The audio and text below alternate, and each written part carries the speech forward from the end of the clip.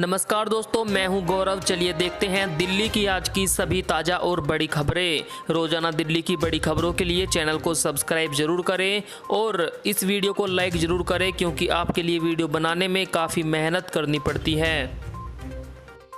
मुख्यमंत्री अरविंद केजरीवाल बोले, दिल्ली में वैक्सीन की भारी कमी, ये समय राज्यों से लड़ने का नहीं, उन्हें टीका उपलब्ध कराने का है। मुख्यमंत्री अरविंद केजरीवाल ने एक बार फिर वैक्सीन की कमी को लेकर केंद्र सरकार पर निशाना साधा। उन्होंने कहा कि दिल्ली में कोरोना की वैक्सीन की भारी किल्लत है। कल दिल्ली को एक भी वैक्सीन की डोज नहीं मिली। केजरीवाल ने यह भी कहा कि ये समय राज्य सरकारों से लड़ने का नहीं, सबके साथ मिलकर कोरोना से लड़ने का है। ये समय राज्य सरकारों की मदद करने का है, उन्हें वैक्सीन उपलब्ध कराने का है। सभी राज्य सरकारों को साथ लेकर एक होकर टीम इंडिया बनकर काम करने का है। लड़ाई झगड़े और राजनीति करने को पूरी जिंदगी पड़ी है। केजरीवाल ने यह भी कहा कि राज्यों ने पूरी कोशिश कर ली, एक भी राज्य अपने स्तर पर एक भी वैक्सीन लाने में सफल नहीं हुआ। राज्य वैक्सीन नहीं खरीद सकते, ये काम केंद्र सरकार को करना पड़ेगा। वैक्सीन खरीदना और उत्पादन करना केंद्र सरकार की जिम्मेदारी है और राज्य सरकारों की जिम्मेदारी वैक्सीन लगाना है। यह बातें उन्होंने पत्रकारों और उनके परिवारों के लिए मुफ्त वैक्सीनेशन सेंटर का उद्घाटन करने के बाद पत्रकारों से बात करते हुए कही। इस दौरान उप मुख्यमंत्री मनीष सिसोदिया भी उनके साथ मौजूद रहे। तो लेकिन टीके की बहुत कमी है। परसों लगभग 1000 के करीब टीके आए थे, तो 1000 के करीब तो कुछ भी नहीं है। एक दिन में एक आदमी को 3 से 4 टीकों की ज़रूरत पड़ती है। कल कोई टीका नहीं आया, तो अभी टीकों की तो काफ़ी कमी है। अभी वैक्सीन को लेकर एक झड़प देखने को मिली राज्यों के अंदर। अब आज भी आपने ट्वीट करा है कि मैं वैक्सीन नहीं, लोगों की जान बचा रहा हूँ खट्टर साहब को तो अटैक करते हुए। तो उस पर क्या कहेंगे कि वो मैंने कल देखा था, वो ये कह रहे थे भाई इतनी जल्दी टीके क्यों लगा रहे हैं दिल्ली वाले। तो जल्दी टीके लगाएंगे तभी तो लोगों की जान बचेगी। जितनी जल्दी टीके लगेंगे उतने ज़्यादा लोगों को टीके लगेंगे, उतने ज़्यादा लोगों की जान बचेगी। तो अपने को तो जल्दी लगानी ही चाहिए, इसमें गलती क्या है। आम आदमी पार्टी की नेता अतिशी का आरोप, भाजपा प्राइवेट अस्पतालों के जरिए मोटा पैसा छाप रही है। आम आदमी पार्टी की वरिष्ठ नेता अतिशी ने कहा कि भाजपा प्राइवेट अस्पतालों के जरिए मोटा कमीशन कमा रही है। वैक्सीन घोटालों का सबूत कर्नाटक से भाजपा सांसद तेजस्वी सूर्या और विधायक रवि सुब्रमण्यम से जुड़ी एक प्राइवेट अस्पताल के कॉल रिकॉर्ड में सामने आया। कॉल रिकॉर्ड में प्राइवेट अस्पताल फ़ोन पर बोल रहा है कि हमें महंगी वैक्सीन इसलिए लगानी पड़ रही है क्योंकि हमें विधायक के ऑफिस को कमीशन देना पड़ता है। अतिशी ने प्रेस कॉन्फ्रेंस में यह भी कहा कि प्रधानमंत्री आपदा में अवसर की बात करते हैं और भाजपा ने इस आपदा में वैक्सीन घोटाले का अवसर ढूंढा है। वैक्सीन घोटाले में लिप्त होना, प्राइवेट अस्पतालों व होटलों से कमीशन लेना, लोगों की जान से खिलवाड़ करना। उन्होंने कहा, अब बीजेपी का वैक्सीन घोटाला सिर्फ प्राइवेट अस्पतालों तक ही सीमित नहीं, बल्कि 5 सितारा होटल तक भी है, जो महंगे दामों पर वैक्सीन पैकेज दे रहे हैं। भाजपा लोगों की जान की कीमत पर इस आपदा के समय में वैक्सीन घोटालों में लिप्त है। राज्य सरकारों को दी जाने वाली वैक्सीन को प्राइवेट अस्पतालों में भेजा जा रहा है ताकि भाजपा नेता मोटा कमीशन अपनी जेब में रख सके। मोदी सरकार ने सुप्रीम कोर्ट में कहा, इस साल के अंत तक हो जाएगा देश के सभी 18 साल से ज़्यादा के लोगों का टीकाकरण। केंद्र सरकार ने सुप्रीम कोर्ट में कहा कि इस साल के अंत तक देश में 18 साल से ऊपर वाले सभी लोगों का टीकाकरण कर दिया जाएगा।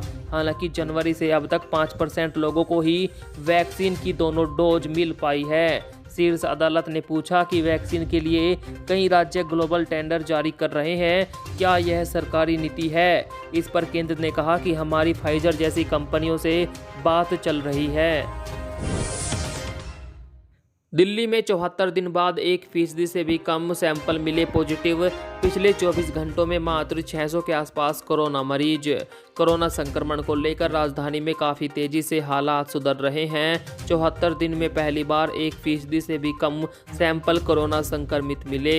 स्वास्थ्य विभाग ने जानकारी दी है कि पिछले 24 घंटों के दौरान 648 लोगों को कोरोना संक्रमण हुआ, जबकि 1622 मरीजों को छुट्टी दी गई। वहीं 86 मरीजों ने कोरोना के कारण दम तोड़ दिया। अभी तक 14,26,240 मरीजों को कोरोना हो चुका है दिल्ली में।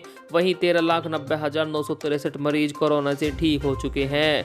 अब तक 24,237 मरीज कोरोना से दम तोड़ चुके हैं। कोरोना से मृत्यु दर दिल्ली में 1.7% है। विभाग की जानकारी के अनुसार अभी दिल्ली में 11,040 कोरोना मरीज मौजूद है। दिल्ली में अनलॉक की शुरुआत होते ही राजधानी की सड़कों पर दिखी भीड़ ही भीड़। कई इलाकों में ट्रैफिक जाम की स्थिति। दिल्ली में कम हो रही कोरोना के मामलों को देखते हुए दिल्ली सरकार ने लॉकडाउन में थोड़ी सी ढील दी।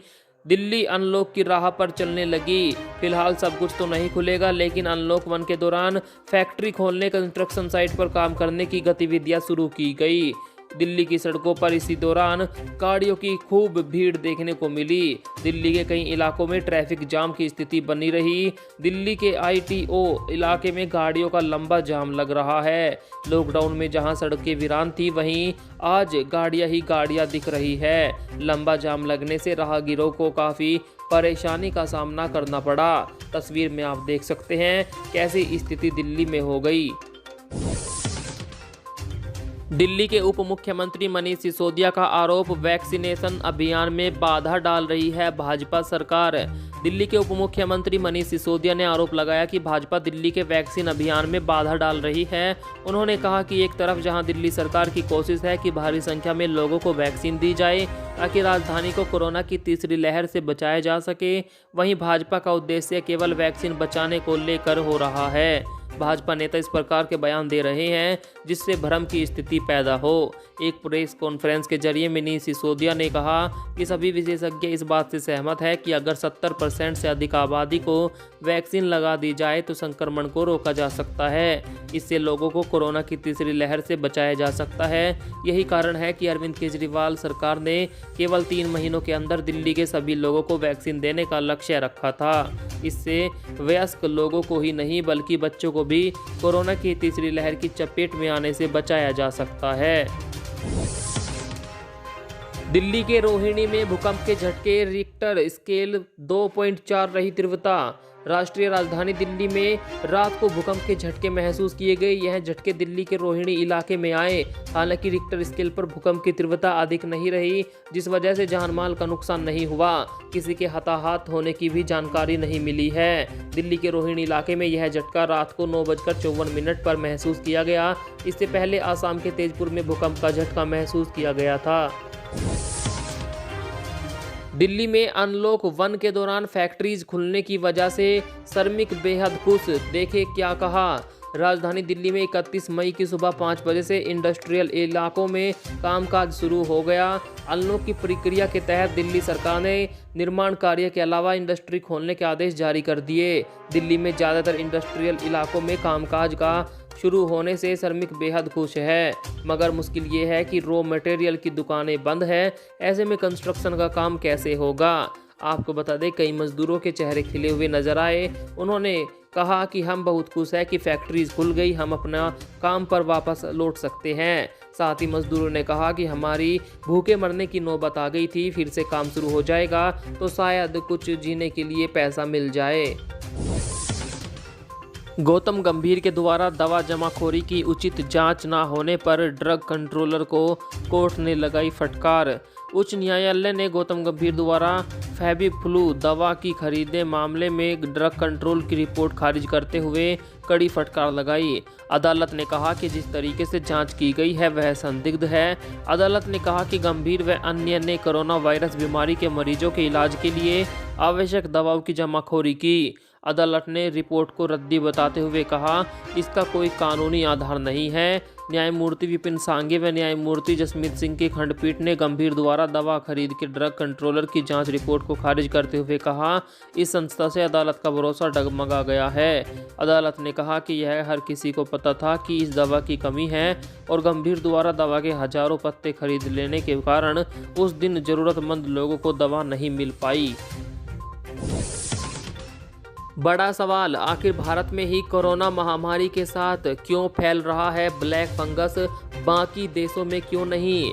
भारत में कोरोना के साथ ब्लैक फंगस भी बेकाबू हो गया है। कोई कमजोर इम्यूनिटी तो कोई स्टेरॉयड को जिम्मेदार बता रहा है। वहीं बड़े डॉक्टरों का कहना है कि इलाज के लिए दुनिया भर के सभी देशों में सभी जगह स्टेरॉयड का इस्तेमाल होता है। भारत में अकेले इसका इस्तेमाल नहीं होता, लेकिन भारत में जिस तरह से ब्लैक फंगस फैला वैसा किसी देश में नहीं देखा गया।